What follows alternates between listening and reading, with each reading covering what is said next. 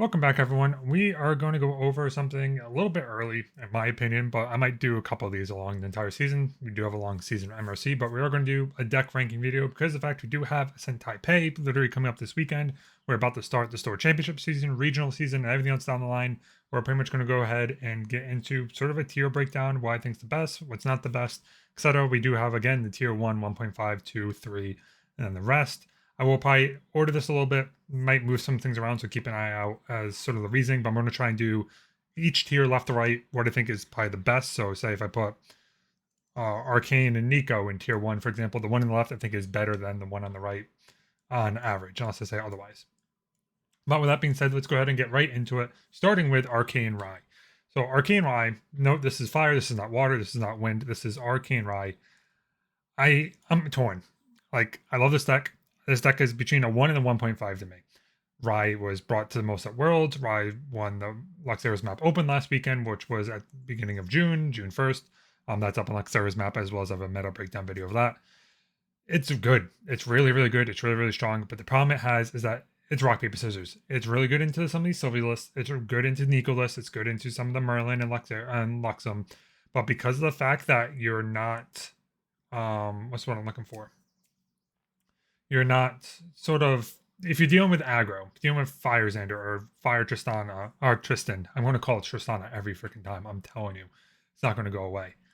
It just becomes like a very rinse and repeat situation for me, where it can be but it can also be bad. It really depends on what you meta measure. But I'm going to put this tier 1 for now.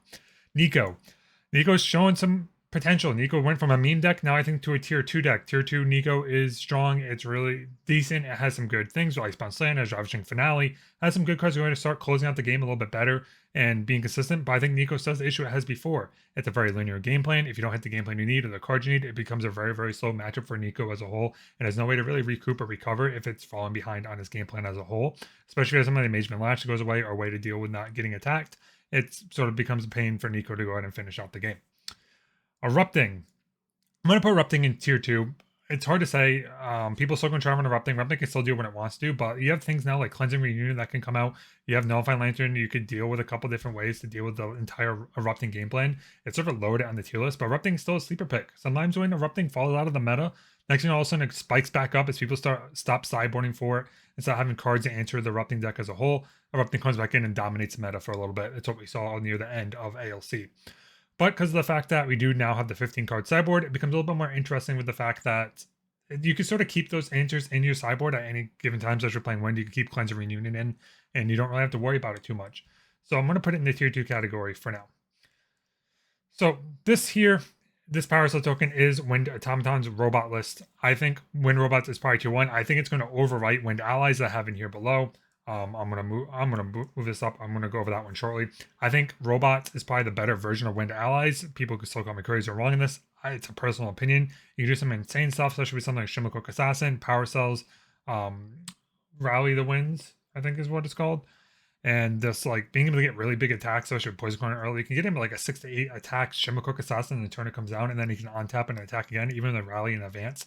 So it's something to really keep in mind, but I think Robot Allies is probably one of the better ally builds right now across the board. It's just so much synergy, really, really good. You don't have to, you build it linear, and you also keep cards like Attune to the Wind in the matchup as a whole. It's good into sort of the Ry, but not really. Ry likes to play the Turbo Fog.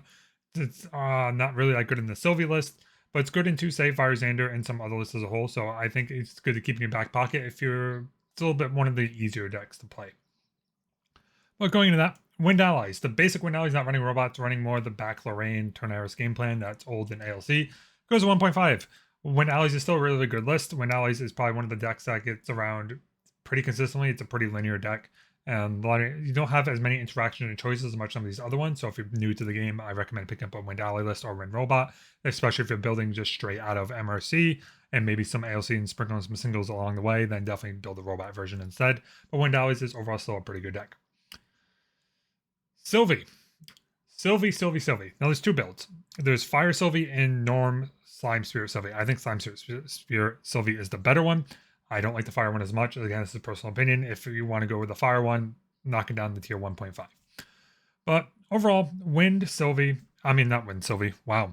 Normal Sylvie is probably the better Sylvie list as a whole. The whole point you're trying to finish out the game would say something like Storm Slime. to close the game. You can get stuff like Slime King out a little more consistently. You can bounce your Slime King with things like Escape the Wreckage to go ahead and get the Slime King's banished cards onto the field. So it is a really good deck. The deck is fast. The deck is consistent. Has a really good case of dealing well with the ally list because you just make a big wall of units. You have a lot of taunters, as well as with the fact that you can deal with something like Nico or Tornaris. There's a couple of lists that will have issues with it because of the fact you just build gigantic walls.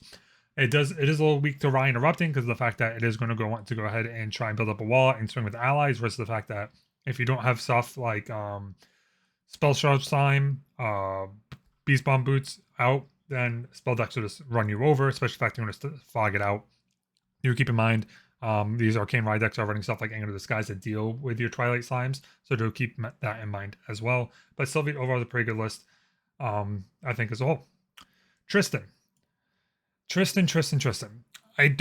I'm not sold on Tristan yet. I think Tristan's good on paper. Don't get me wrong. I think there's the Water Tristan list that I've talked about before in the last meta video. They had the guys over at the Team Ordinary brought with Water Allies, the new version of the Tristan Xander, the Water Xander. I'm gonna go over Water Allies shortly, but this is going mostly off of the Wind Tristan. Wind Tristan's probably in the tier 2 list. Not sold on that. It's a little bit slow. Wind has a couple of issues as a whole, especially the way the meta is shaping out. I think Wind Tristan's going to be in tier 2 going into Taipei. It might go otherwise, but so far the results haven't been good in Cross Yetis and some other tournaments. Now, this is Water Mage, Water Merlin, Water Ry. I'm going to put it in tier 3. I'm not really sold on Water List. I think Water List is cute. I think it's good. I don't think we're there yet, though. I think Water is going to take a little bit more to establish its deck path. So where we're at right now is probably in the tier 3. It's a little bit slower for the most part. Like, most times I'm playing these lists and going, why am I not playing Fire and getting more draws, getting more mechanics, and being able to do a lot more on my list and playing with this slower gameplay of Water Control with Water Mage. Water Tornaris. Water Tony, I'm going to put tier 3 for now. Purv is really good with his list into the Yeti online events, but we have a couple of videos of people coming out and making their Water Tony builds, but no one's really ran it yet. If they have, I haven't seen it getting results. So it's going to go in the tier 3 build. It might be something that comes good later on, but during the early phases of a meta, aggro decks are king, and it's sort of what plagues as an issue a little bit for this Water Tony, because this one's to say draw pass, and it's not really being able to clear up the board state. It's mostly trying to prevent damage and then just overwhelm the board yourself in value. But if you can't stay alive long enough, it sort of becomes just your overall issue and just keeping yourself alive.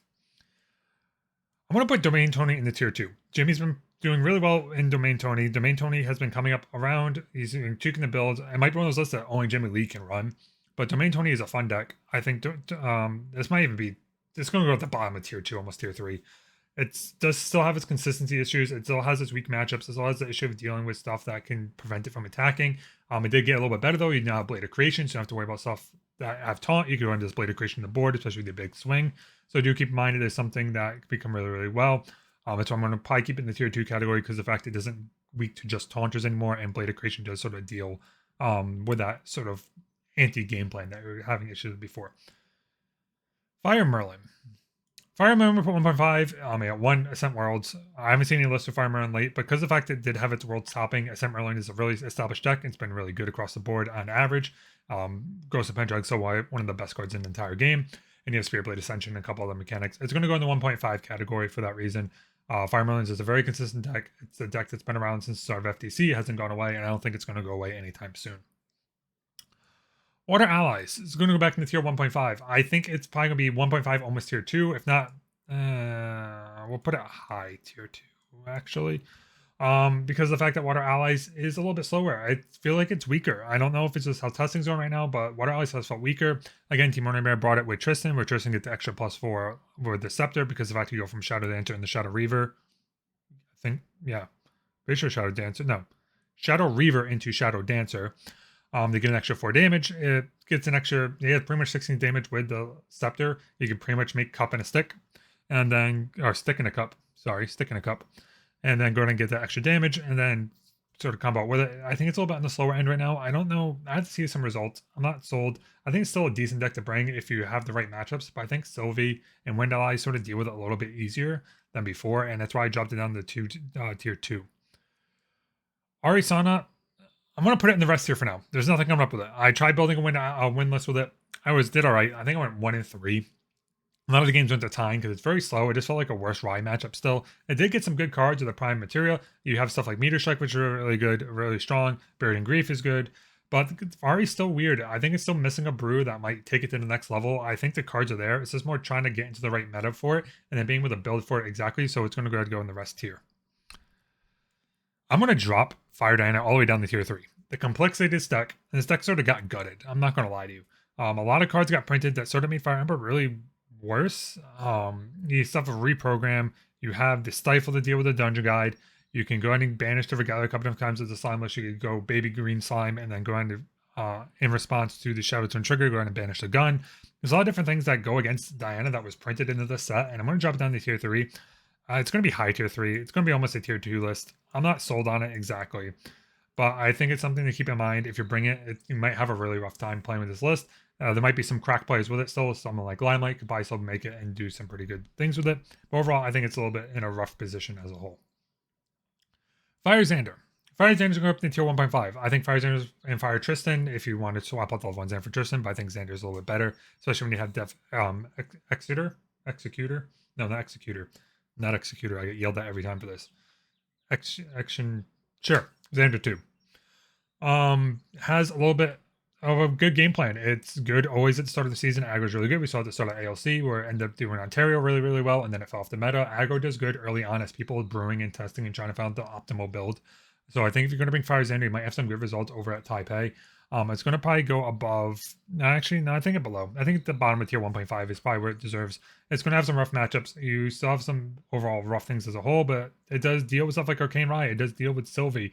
It does have some good matchups, but it still has some weak ones. Into the Wind allies, you still have Nico, what could be given an issue. Domain Tony or Water Tony can still give some issues across with it, as well as Water ally list as a whole. So I think it's pretty well positioned in the tier 1.5 position right now. It's a really good list to bring, and I think if you want to, go ahead and bring it. Water Diana, I'm going to put in the rest tier. Water allies, I think, have way better builds now. Water Diana is pretty much just off the map. I'm not going to go too much into this. I think Water Diana pretty much fell off. There are some lists that are doing really decently, but I'm not really sold. Actually, not.